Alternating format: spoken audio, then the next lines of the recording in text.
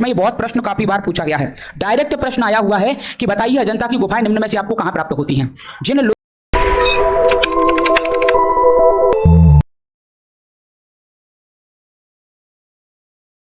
इस टॉपिक का नाम क्या है? वाकाटक वंश। कौन सा वंश पढ़ रहे हैं हम बेटा? वाकाटक वंश, जो कि 255 से लेकर के 510 ईस्वी तक क्या होता है, लगातार चल रहा है। 200 कहां से स्टार्ट होता है? ये 255 से प्रारंभ होता है और 510 ईस्वी तक लगातार चला। बोले तो लंबा समय इसने कहीं ना कहीं जो है मगध के या भारत पर शासन के रूप में किया है। इस वंश का प्रशासन ठीक ठाक समय तक चला हुआ है, ऐसा हम देख सकते हैं। जैसे कि आपके सामने दिया गया है, क्षेत्र कौन सा था? विदर्भ क्षेत्र, जिसको महाराष्ट्र के उत्तरी पूर्वी भाग में देखा जा सकता है। मैंने कहा आपके सामने देखो, ये काफी साम्राज्य लगे हुए हैं जो एम्पायर हम पढ़ते हैं। जितने भी एम्पायर हमने पढ़े हुए हैं, हर प्रकार के एम्पायर को मैप के माध्यम से देखने का हम प्रयास करते हैं। चलो इधर ध्यान से देखें। आपने देखा गुप्त वंश भी हमारे सामने इसके जस्ट ऊपर है। यहाँ हम कौन सा वंश पढ़ रहे हैं? वाकाटक वंश। कौन सा वंश पढ़ रहे हैं बेटा? वाकाटक वंश। और वाकाटक वंश अगर आप देख पा रहे हैं, महाराष्ट्र के उत्तर पूर्वी भाग में हमें दिखाई दे जाता है। महाराष्ट्र का ही भाग है, लेकिन महाराष्ट्र का कौन सा भाग है? ये उत्तर और पूर्वी भाग है। समझ में आ रहा है कि नहीं आ रहा? तो सिंपल भाषा में कह सकते हैं कि ये वंश आपको कहां दिखाई देगा? महाराष्ट्र में दिखाई देगा। कहां पे दिखेगा ये? महाराष्ट्र में। महाराष्ट्र का कौन सा भाग होगा? उत्तरी और पूर्वी भाग। इसके जस्ट ऊपर आपको एक गुप्त वंश नाम का भी एम्पायर दिखता है, चित्र के माध्यम से आप देख पा रहे हैं। कौन सा वंश है ये? गुप्त वंश। आगे हम इसको भी कहीं ना कहीं पढ़ने वाले हैं। ध्यान से देखें, वाकाटक वंश के शासक कौन थे? ब्राह्मण। मैंने कहा इस चैप्टर के अंदर हम ज्यादातर जो बात बेटा पढ़ रहे हैं वो ब्राह्मणों से संबंधित है। किससे संबंधित है? ब्राह्मणों से। बोले तो देशी साम्राज्य के रूप में जो शासन अभी चलाया जा रहा है इस समय पर, वो कहीं ना कहीं किस जाति के लोगों के द्वारा चलाया जा रहा है? ब्राह्मण लोगों के द्वारा। तो इस वंश से जुड़े हुए लोग भी कौन थे? ब्राह्मण थे। आगे आप देखेंगे वाकाटकों ने कुल कितने वर्षों तक शासन किया है? 200 वर्षों तक। मैंने अभी आपको बताया भी था, इनका समयकाल जो है बहुत लंबा रहा, अच्छा शासन किया। राजधानी नंदीवर्धन, बोले तो नागपुर में है, क्योंकि महाराष्ट्र की राजधानी या महाराष्ट्र में हम एक जगह आजकल देख पाते हैं जिसका नाम क्या है? नागपुर है कि नहीं? तो हम इससे भी भली भांति समझ सकते हैं कि ये वंश कहां से जुड़ा हुआ है? महाराष्ट्र से जुड़ा हुआ है। नागपुर कहां दिखाई देता है आपको आजकल? महाराष्ट्र में ही दिखाई देता है। समझ में आ गया? तो पहले तो मुझे एक सिंपल सी बात लिंक करवाओ। वाकाटक वंश किस जगह पर?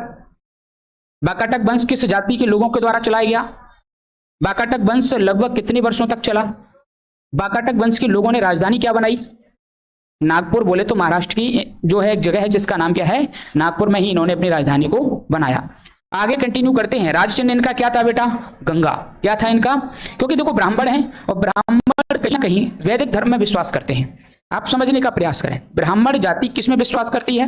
वैदिक धर्म में। वैदिक धर्म बोले तो आर्यों के द्वारा लाया गया धर्म था। बात समझ रहे हैं कि नहीं? तो हम यहाँ बात इसको समझेंगे कि कहीं ना कहीं ये वैदिक धर्म से ही जुड़े हुए चिन्हों का प्रयोग करेंगे, वैदिक धर्म से जुड़ी हुई बातों का प्रयोग करेंगे। मतलब सिंपल सी कहानी है, वैदिक धर्म पर ही क्या करेंगे? चर्चा करेंगे। ठीक है, आगे चलते हैं। इस वंश के शासकों के सिक्कों पर गंगा की क्या दिखाई देती है बेटा? आपको आकृति दिखाई देती है। अजंता की गुफा की जब हम बात करते हैं बेटा, महाराष्ट्र में ये बहुत प्रश्न काफी बार पूछा गया है। डायरेक्ट प्रश्न आया हुआ है कि बताइए अजंता की गुफाएं निम्न में से आपको कहां प्राप्त होती हैं। जिन लोगों ने कॉम्पिटिटिव एग्जाम दिए हैं, जिन लोगों ने प्रीवियस ईयर के क्वेश्चंस लगाए हैं, उनको इस प्रकार के प्रश्न देखने को पक्का मिल जाते हैं। बहुत इंपॉर्टेंट क्वेश्चन है कि बताइए अजंता की गुफाएं आपको कहां देखने को मिलती हैं। तो हमारे वहां तारे गिने जाते हैं अगर हमने नहीं पढ़ा है तो। यहां से सिंपल भाषा में हम समझ पाएंगे कि अजंता की गुफाएं बेटा आपको कहां देखने को मिलेंगी? महाराष्ट्र में देखने को मिलेंगी। एक बात मैं आपको और बोलना चाह रहा था, मैं शाम की क्लास में लगभग बोल चुका हूं, सुबह भी आपको बोलने वाला हूं। बेटा हम जो पढ़ रहे हैं ये गलत पढ़ रहे हैं कि सही पढ़ रहे हैं, हमको भरोसा कैसे होगा? बात सही की गलत? हम जो पढ़ रहे हैं ये हमारे द्वारा पढ़ने वाला मटेरियल सही है कि गलत है, ये कैसे भरोसा होगा? हम जो पढ़ रहे हैं ये एग्जाम में आने के लायक है या नहीं है, ये कैसे भरोसा होगा? हम जो पढ़ रहे हैं ये एग्जाम के लेवल से कहीं बहुत ज्यादा तो नहीं पढ़ रहे, ये कैसे भरोसा होगा?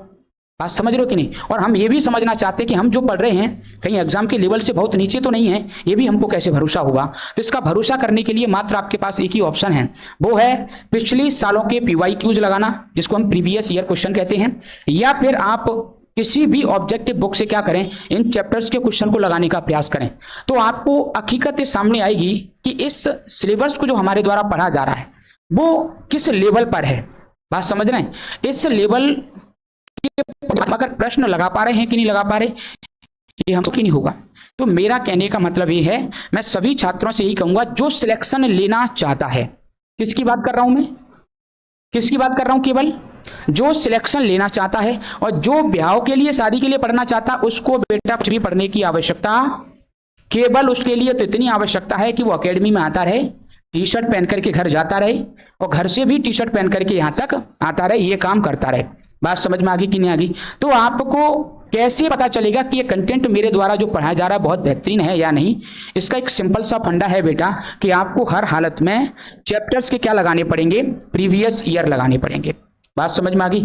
अब प्रीवियस ईयर ना लगाओ तो ऑब्जेक्टिव किताब ले लो, कोई भी ऑब्जेक्टिव किताब ले लो जो भी आपको अच्छा लगे, जहां से प्रश्न दिए रहते हों। अब उन प्रश्नों का हमें क्या करना, वनडे एग्जाम से संबंधित हमारी किताब हो। अब जैसे मैंने आपको मौर्योत्तर काल पढ़ाया, क्या पढ़ाया? मौर्योत्तर काल। तो मौर्योत्तर काल जैसे ही कंप्लीट हो गया, आप तुरंत घर बैठ करके क्या करें, उसके क्वेश्चन लगाओ। क्या लगाना है? इससे पता ये चलेगा बेटा कि जब मैंने मौर्योत्तर काल ईमानदारी से क्लास में पढ़ा है तो मेरे क्वेश्चन बन पा रहे हैं या नहीं। और जैसा मैंने जिन बच्चों से रिव्यू लिया है, काफी बच्चों से मैंने जानकारी भी ली है, उन बच्चों का मानना भी यही है कि सर 90% प्रश्न बाकायदा लग जाता है, कोई भी समस्या नहीं आती। और बेटा ये सच्चाई है, 10% प्रश्न की मैं कभी भी जिम्मेदारी क्यों नहीं लूंगा? क्योंकि बेटा मैं अभी तो आपको यूपीएससी जो तैयार किया है मैंने, पीएससी जो तैयार किया है उसका 5 गुना भी बोले तो 1/5 क्या 1/6 सिलेबस भी नहीं पढ़ा रहा, पहली बात। लेकिन इतना जरूर कह सकता हूं कि ये 10% प्रश्न अगर आपसे नहीं बन रहे होंगे तो आपके साथ के जितने भी रिश्तेदारों में तैयारी कर रहे हो वनडे एग्जाम की, जितनी भी मित्र आपकी तैयारी कर रहे हो वनडे एग्जाम की, कहीं भी पढ़ रहे हो, ऑनलाइन ऑफलाइन जहां भी पढ़ रहे हो, आप उस प्रश्न को उस मित्र को पूछ करके देखिए क्या वो उसका जवाब बना पा रहा है। 101% मेरी गारंटी होगी बेटा कि वो भी उस प्रश्न का क्या नहीं बना पाएगा, जवाब नहीं बना पाएगा। क्योंकि कोई भी चीज 100% नहीं होती। अगर मैं ये कह दूं ना कि 100% प्रश्न बनेंगे तो मैं भी गलत कह रहा हूं। अब वो 10% का क्या हो सकता है ये मैं आपको बताना चाहूंगा। जैसे आपने टॉपिक को बहुत बारीकी से पढ़ा, मैंने जो समझाया उस स्टोरी को आपने बारीकी से समझा। जब बारीकी से समझोगे तो इसमें एक सेंस नाम की चीज होती है।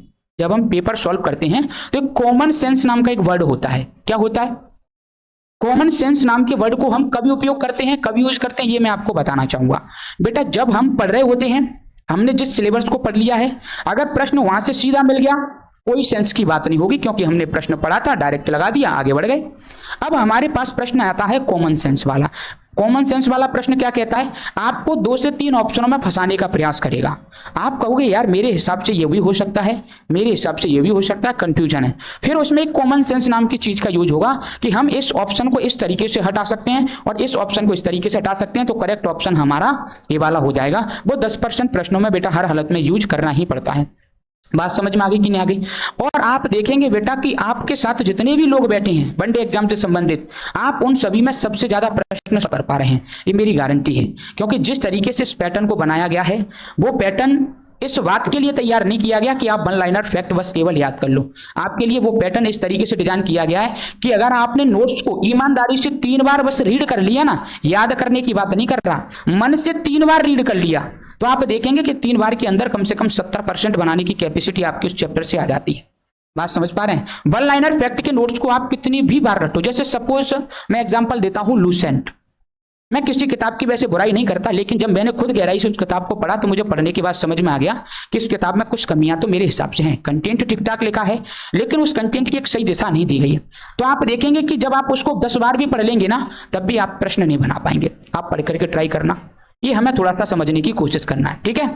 तो आपको क्या करना है, इस चैप्टर्स के बाद में घर पर क्या लगाना है, क्वेश्चन लगाना है, जिसे भी एग्जाम से संबंधित आप प्रिपरेशन करना चाह रहे हैं। जैसे मैं कह दूं, अगर आप काफी ऑब्जेक्टिव किताब आती है, जैसे लूसेंट की ही अपनी एक ऑब्जेक्टिव किताब है, वहां से भी बढ़िया चैप्टर वाइज दिए रहते हैं। बका आजकल टीचर्स मार्केट में भर भर के कोई ना कोई कहीं ना कहीं से कॉपी पेस्ट मार के ऑब्जेक्टिव निकाल ही देता है। ऐसा लगता है कि सालों साल इसने बैठ करके इस पर रिसर्च करी है, और हर टीचर्स मार्केट में आपको किताब दे ही रहा है अपने अपने नाम के आधार पर। किसी भी टीचर्स की आप एक चैप्टर वाइज क्या उठा लेंगे, ऑब्जेक्टिव किताब उठा लेंगे। जैसे ही हमने मौर्य साम्राज्य पढ़ा उसके क्वेश्चंस लगाओ, मौर्योत्तर साम्राज्य पढ़ा उसके क्वेश्चंस लगाओ। इससे क्या फायदा होगा, एक तो हम ये समझ पाएंगे कि जो टॉपिक पढ़ाया जा रहा है वो किस लेवल पर तैयार हो रहा है। दूसरी बात, हम प्रश्नों के साथ उस कॉन्सेप्ट को भी क्या कर पाएंगे, लिंक कर पाएंगे कि इसमें कैसे कैसे प्रश्न आ सकते हैं। बात समझ रहे हो कि नहीं समझ रहे हो? तो वो अपने को काम जरूर करना है। ये बात मैं उन्हीं के लिए कह रहा हूं जो स्टूडेंट क्या करना चाहता है, नौकरी लेना चाहता। जो नहीं लेना चाहता वो बिल्कुल भी इस प्रयास को ना करे। क्यों? क्योंकि बेटा नोट्स का वजन का कम थोड़ा ही है, ये भी तो वजन ही है। अब सर इसको पढ़ें, ऊपर से आप कह रहे सर ऑब्जेक्टिव लगाएं। अभी तो मैं आपको और कुछ भी कहना चाहूंगा जब भविष्य में बात आएगी, क्योंकि नौकरी उन्हीं की लगेगी जो मैं कहूंगा वो सब कुछ करेंगे। नौकरी उन्हीं की लगेगी जो सोच ले कि नहीं मास्टर साहब हमारे गुरु हैं और कुछ मंत्र गंगाजली लास्ट में सिलेबस पूरा होने के बाद छिड़केंगे, और सिलेबस छिड़कते ही हमारे माइंड में पूरा सिलेबस समा जाएगा। तो नोट्सों की जरूरत ही नहीं पड़ेगी, चाहे हमने नोट्स लिए हों या पढ़ा हो ना पढ़ा हो। बाद में कुछ ऐसा मंत्र देंगे कि सबके ऊपर हर हर गंगे करेंगे और बस खेल हो जाएगा इतने में, बात समझ लो। तो ऐसा कुछ नहीं होगा, ये अपने को समझने की आवश्यकता है। चलो क्या आगे कंटिन्यू करते हैं बेटा। अजंता की गुफा महाराष्ट्र में जो दी गई हैं उनकी संख्या कितनी है? 9 से 10 वाकाटक काल से ही संबंधित रही हैं। तो हमने कहा जो गुफा नंबर संख्या है कौन सी, 9 और 10, ये कब से संबंधित हैं? गुफा नंबर 9 और 10 कब से संबंधित हैं? ये वाकाटक वंश के समय से ही संबंधित हैं, हमें इस बात को समझना पड़ेगा। अजंता में काफी गुफाएं हैं, लेकिन उसमें से 9वीं और 10वीं गुफा वाकाटक वंश के समय से ही है। प्रमुख शासक बेटा मैं बताना चाहूंगा, वाकाटक वंश पर शासक भी आएंगे जो अलग अलग समय काल में क्या करेंगे, शासन करेंगे, क्योंकि 200 वर्षों तक कोई एक शासक तो रहेगा नहीं कि अकेला ही रहे और अकेला ही शासन करके चले गए। तो शासक आते रहेंगे और उनका भी हम क्रम पढ़ेंगे। पहला व्यक्ति कौन आया है, जिसका नाम है बिंद शक्ति, जो कि 250 या 255 से कब तक का समय काल माना जाता है? 275 ऐसा माना जाता है कि अगर ये 50 है तो इन्होंने 75 तक बोले तो 25 वर्ष शासन किया, 55 इन्होंने 20 वर्ष शासन किया। हमें डायरेक्ट इनके बारे में जानना है। बिंद शक्ति की बात करें तो ये कौन रह चुका है? जब प्रश्न आए संस्थापक, ओनली फाउंडर, तो जवाब क्या जाएगा? विंध्य शक्ति। ओनली फाउंडर की बात हो तो जवाब जाएगा विंध्य शक्ति। लेकिन जब रियल फाउंडर की बात हो, वास्तविक शासक की बात हो, तो प्रवरसेन प्रथम जी 275 से 335 तक शासन किया है। अच्छा समय काल इसने शासन के रूप में दिया है। वाकाटक वंश का वास्तविक संस्थापक बेटा किसे माना जाता है? ये बात मैं आपको बता चुका हूं। संस्थापक और वास्तविक संस्थापक में अंतर होता है, फाउंडर और रियल फाउंडर में अंतर होता है। फाउंडर तो वो होता है जिसने बच्चे को पैदा कर दिया, फाउंडर पिता का, बच्चे का जन्मदाता, जन्म देने वाला पिता हो चुका है, जन्म देने वाली मां हो चुकी है। लेकिन वास्तविक मां किसको कहा जाएगा? जिसने बच्चे के जन्म देने के बाद में उसका क्या किया है, पालन पोषण किया है।